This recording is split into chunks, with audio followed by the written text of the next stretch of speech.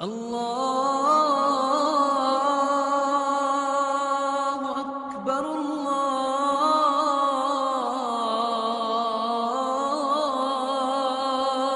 اکبر۔ چنانچہ ایک مرتبہ ایک علاقے میں جانا ہوا، وہاں ایک وکیل صاحب سے ملاقات ہوئی۔ وہ وکیل صاحب دہریے تھے۔ ملے تو کہنے لگے جی کہ میں تو اللہ کو نہیں مانتا۔ ہم نے اسے سمجھانے کی کوشش کی مگر وہ سمجھنے پر آمادہ ہی نہیں تھے۔ کہنے لگے جی جتنے آپ اللہ سے ڈرتے ہیں میں نہیں ڈرتا۔ جب اس نے یہ الفاظ کہے تو یہ آج سمجھ گیا کہ یہ ضد پر ہے، حمیت الجاہلیہ، اس وقت یہ بات نہیں مانے گا۔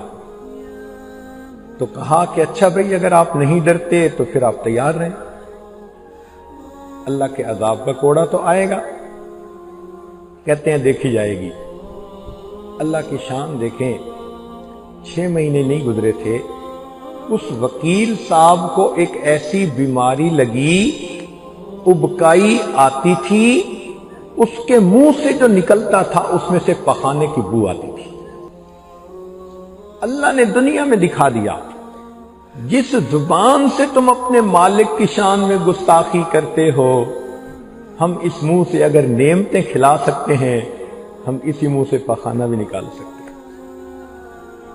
میں نے ایک ڈاکٹر کو بتایا تو اس نے بیماری کا نام مجھے بتایا کہ حضرت اس بیماری کا یہ نام ہے، اس میں انسان کا سسٹم اس طرح ہوتا ہے کہ منہ سے جو نکلتا ہے اس میں پخانے کی بو ہوتی ہے۔ تو اگر انسان برے اعمال کرے تو پھر اللہ تعالیٰ اس کو بری موت دے دیتے ہیں۔ ہم لوگ تیسری کلاس میں شاید پڑھتے تھے، ایک دن اپنے اسکول سے گھر آ رہے تھے تو میرے ساتھ والا بچہ مجھے کہنے لگا کہ ہمارا ہمسایہ ہے اور اس کو رسیوں سے باندھا ہوا ہے، آپ نے دیکھنا ہے؟ تو میں نے کہا ہاں۔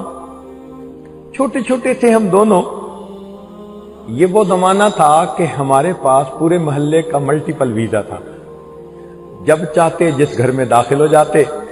ہر گھر میں عورتیں پیار کرتی، مرد پیار کرتے، جو دیکھتا وہی سینے سے لگاتا۔ تو چھوٹی سی عمر تھی، اس کے ساتھ جا گئے، اس نے مجھے کھڑکی سے دکھایا تو میں نے ایک بندے کو دیکھا کہ واقعی اس کو رسیوں سے باندھا ہوا ہے، بال بکھرے ہوئے ہیں، اور وہ تھوڑی تھوڑی دیر کے بعد کتے کی آواز نکالتا ہے، کتے کی طرح بھونکتا ہے۔ اگر باہر سے ہم آواز سنتے تو یہی سمجھتے کہ کتا بھونک رہا ہے، آنکھوں سے چونکہ دیکھا انسان تھا تو حیران۔ اس کو دیکھ کے میرے اوپر نہ ایک خوف ستاری ہوا۔ خیر میں گھر گیا، جا کے والدہ کو بتایا، امی آج سکول سے آتے ہوئے راستے میں یہ واقعہ پیش آیا۔ تو پہلے تو امی نے ڈانٹا، تم گئے کیوں؟ میں نے کہا دوست نے کہا تھا تو میں نے کہا میں دیکھ لیتا ہوں۔ تو امی نے کہا بیٹا وہ ساری عمر بھونکتا رہا، اب اس کو بھونکتے ہوئی موت آئے گی۔ میں اس بات کو نہیں سمجھ سکا۔ 2-3 دن کے بعد اس بندے کی وفات ہوئی۔ جب وفات ہوئی تب والدہ نے کہا کہ وہ نبی علیہ السلام کے اصحاب پر تبرہ کیا کرتا تھا، اس کی سزا یہ ملی، اللہ نے موت سے پہلے کتے کی طرح بھونکتے ہوئے موت عطا فرمائی۔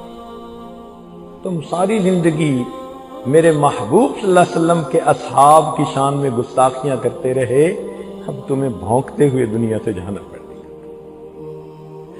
تو نیک اعمال کا یہ نتیجہ کہ اچھی موت آتی ہے، اور برے اعمال کا یہ نتیجہ کہ انسان کو آخر میں برے وقت پہ موت آ جاتی ہے،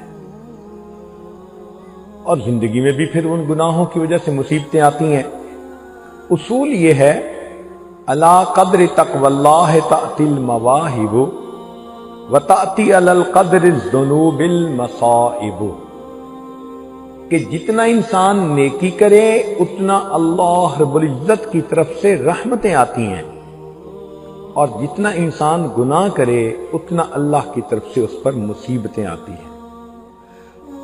وہب بن منبہ کہتے ہیں رأیت فی بعض الکتب المنزلہ یا عبدی اتینی، اے میرے بندے میری اطاعت کر، فیما امرتک، جو میں نے تجھے حکم دیا، ولا تعلمنی بما یصلحک، مجھے مت بتا کہ تیرے لیے بہتر کیا ہے، انی عالم بخلقی، میں نے پیدا کیا اپنی مخلوق کو، میں ان کو جانتا ہوں، انما اکرم من اکرمنی، میں اس کا اکرام کروں گا جو میرے حکم کا اکرام کرے گا، وَأُهِينُ مَنْ هَانَ عَلَيْهِ أَمْرِي، اور میں اس بندے کو ذلیل کروں گا جو میرے حکم کو ہلکا سمجھے گا، وَلَسْتُ بِنَاظِرٍ فِي حَقِّ عَبْدِي، اور میں بندے کے حق میں اس وقت تک نہیں دیکھوں گا حَتَّى يَنْظُرَ عَبْدِي فِي حَقِّي، جب تک کہ بندہ میرے حق کو نہیں دیکھے گا۔ تو معلوم ہوا ہم اللہ کے احکام کو پورا کریں گے، اللہ ہمیں عزتوں سے نوازیں گے، اگر ہم اللہ کے احکام کو توڑیں گے اللہ ہمیں دنیا میں رسوا فرما دیں گے۔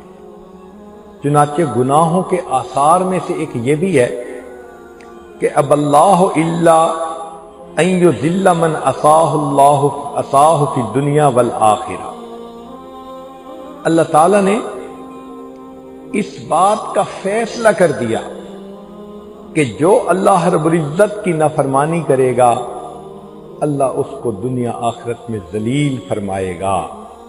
وما اذنب عبد فی اللیل، اور بندہ رات کو گناہ نہیں کرتا، الا اصبح، مگر وہ اس حال میں صبح کرتا ہے، ومذلتہ علی وجہہ، کہ ذلت گناہ کی اس کے چہرے کے اوپر نظر آ رہی ہوتی ہے۔ تو انسان رات کو گناہ کرتا ہے، صبح کے وقت چہرے پر پھٹکار پڑی ہوتی ہے۔